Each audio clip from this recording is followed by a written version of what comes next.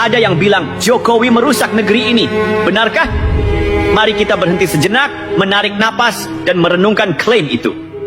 Di tengah carut-marut politik, dengan ribuan serangan yang datang dari segala arah, Jokowi tetap berdiri di tempatnya. Mengapa? Karena sejak awal dia sudah tahu risikonya.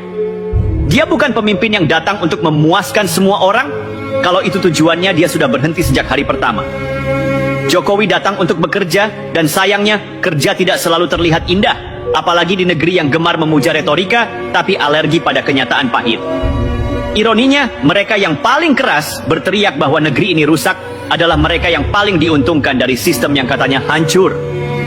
Para elit yang dulu mendikte dari singgasana kekuasaan kini berlagak korban. Padahal merekalah yang menciptakan pusaran lumpur yang saat ini menghisap kita semua.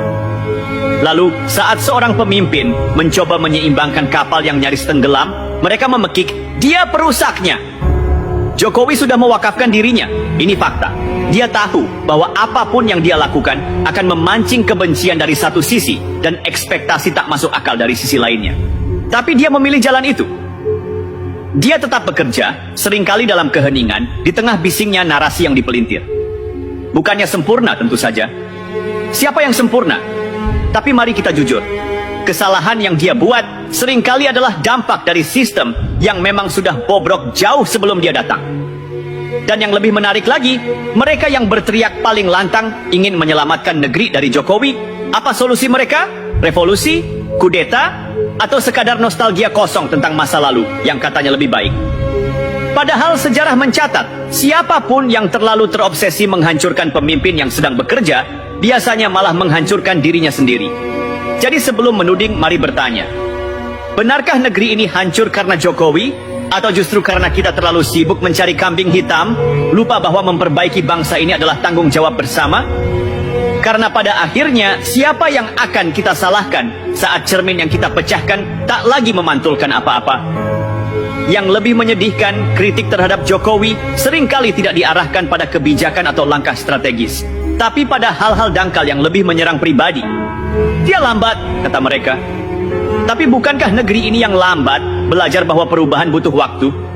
Dia terlalu sederhana, mereka menambahkan. Seolah-olah seorang pemimpin harus penuh gaya dan jargon agar dianggap pekerja. Dan disinilah letak ironi terbesar.